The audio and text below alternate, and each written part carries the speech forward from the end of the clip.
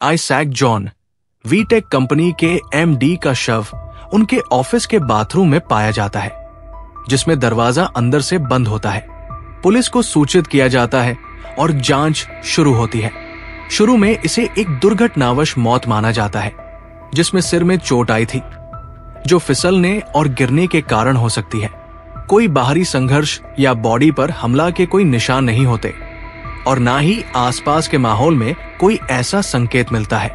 हालांकि एएसपी संदीप की अंतर्ज्ञान के कारण वो इसे हत्या का मामला मानते हैं। ये भी पता चलता है कि जॉन को COPD, chronic obstructive pulmonary disease की बीमारी थी। पुलिस शुरू में गिब्सन जॉर्ज, जॉन के व्यापारिक साझेदार को संदिग्ध मानती है।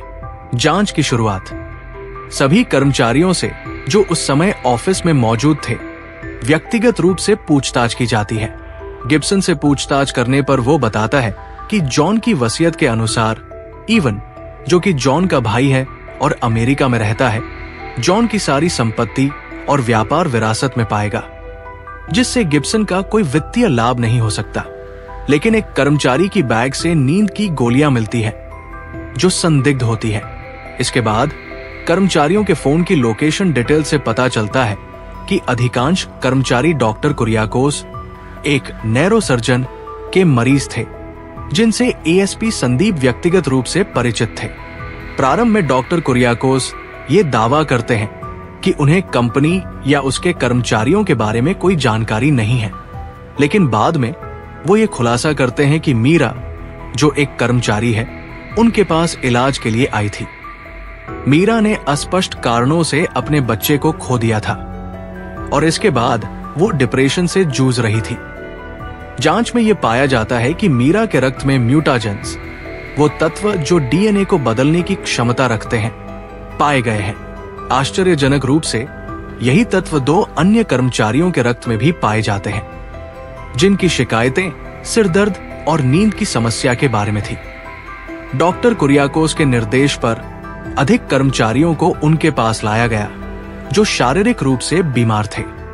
इसके अलावा ऑफिस में दिए गए पानी और स्नैक्स को रासायनिक परीक्षण के लिए भेजा जाता है। वी फार्मा और साजिश का खुलासा। एएसपी संदीप को यह पता चलता है कि इसक जॉन वी फार्मा फार्मास्यूटिकल्स का सहसंस्थापक था। कुछ फाइलें जो जॉन के पीसी से चोरी की गई थी, डॉक्टर को कर्मचारियों ने लाकर दी, जिनमें ऑफिस के पंचिंग मशीन का ब्लूप्रिंट भी था। जांच के बाद यह पता चलता है कि वी फार्मा एक एंटीडोट, वायरस का इलाज पर काम कर रहा था, जिसे HMV, ह्यूमन म्यूटेजन वायरस या रेड वायरस कहा जाता था। इस एंटीडोट का परीक्षण कर्मचारियों पर किया जा रहा था, जिन्हें गिनी पिग्स के रूप में इस्तेमाल किया जा रहा था। ये एंटीडोट अपूर्ण था और केवल पहले चरण में था, जिससे कर्मचारियों को स्थायी स्वास्थ्य समस्याएं और भावनात्मक तनाव हो रहा था। इन कर्मचारियों को निरंतर निगरानी में रखा जाता था और डीएनए एक्सट्रैक्शन पंचिंग मशीन के माध्यम से उनकी स्थिति का मूल्यांकन किया जाता था। कर्मचारी ये जानकर कि जॉन के पास बहुत पैसा और प्रभाव है और वो कानून से बच सकता है, बदला लेने की योजना बनाते हैं। हालांकि उन्होंने ये योजना डॉक्टर कुरियाकोस से कभी नहीं शेयर किया था। हत्या की योजना। सीसीटीवी फुटेज की जांच करने के बाद एएसपी संदीप ये निष्कर्ष निकालते हैं कि कर्मचारियों ने मिलकर जॉन की हत्या की योजना बनाई थी। उनकी योजना में जॉन को बाथरूम भेजा गया ताकि वो जानबूझकर गिराए गए कॉफी के दाग को धो सके। फिर वहां उसे कार्बन डाइऑक्साइड पॉइजनिंग का शिकार बनाने के लिए दरवाजा लॉक कर दिया गया और वैक्यूम क्लीनर की आवाज में उसकी मदद की पुकार दबा दी गई।